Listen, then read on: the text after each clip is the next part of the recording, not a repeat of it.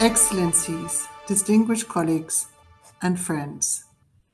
I'd like to begin by thanking the co-organizers of the Asia-Pacific AIDS and Co-Infections Conference, together with the Japanese Society for AIDS Research, for bringing us all together. It's a real privilege to speak at such an important gathering.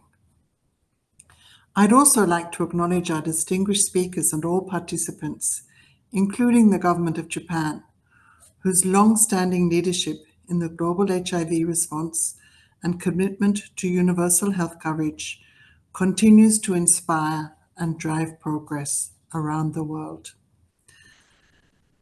The Global Fund was created in 2002 out of bold political commitment and global solidarity, including strong support from Japan. The need for a multilateral fund to combat ongoing pandemics was first raised at the G8 Kyushu Okinawa Summit in 2000, paving the way for the establishment of the Global Fund. Since 2002, we've invested nearly $35 billion in programs to prevent and treat HIV and AIDS, including integrated HIV/TB interventions.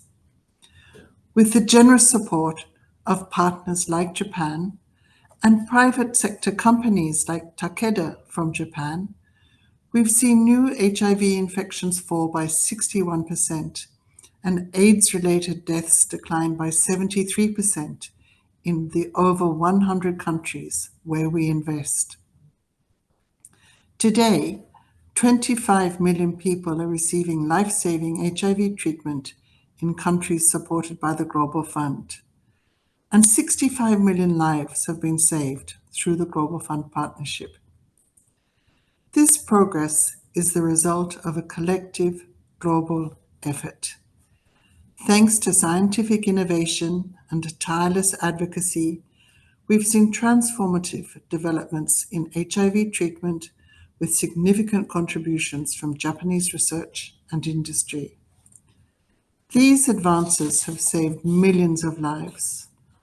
For example, the Global Fund's market-shaping efforts have significantly expanded access and affordability.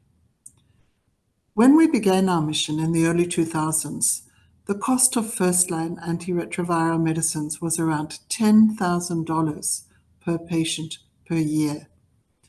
Today, this cost is as low as $37 per year, a remarkable achievement.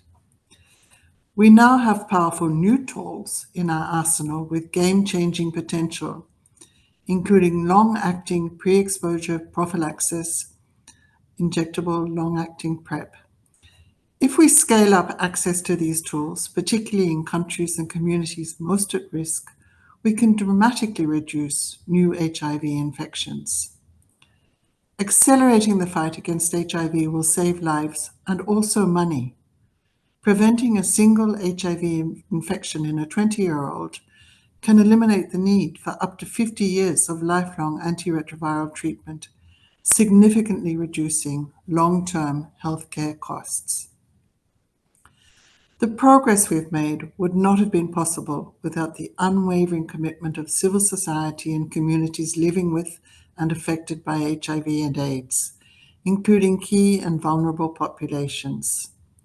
Their leadership, insights, and advocacy are vital to the Global Fund partnership and to building equitable, people-centered health systems.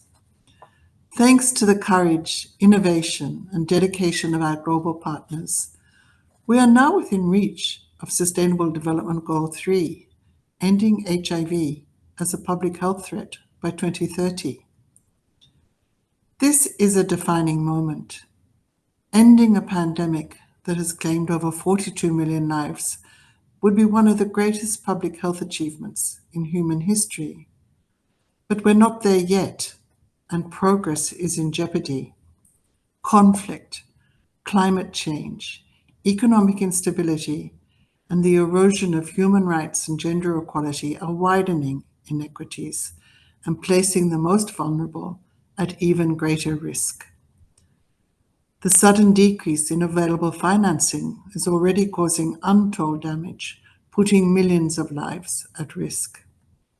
If we falter now, we jeopardize the hard-won gains of the past 2 decades. We risk a resurgence in the number of infections and deaths, as well as increases in HIV drug resistance. Now is the time to renew our commitment to defeat the disease and save millions of lives. With sustained domestic and external investment and steadfast political commitment, we could achieve a dramatic fall in new infections and turbocharge progress to an AIDS-free generation. We must rise to this challenge with bold leadership and decisive action, more now than ever.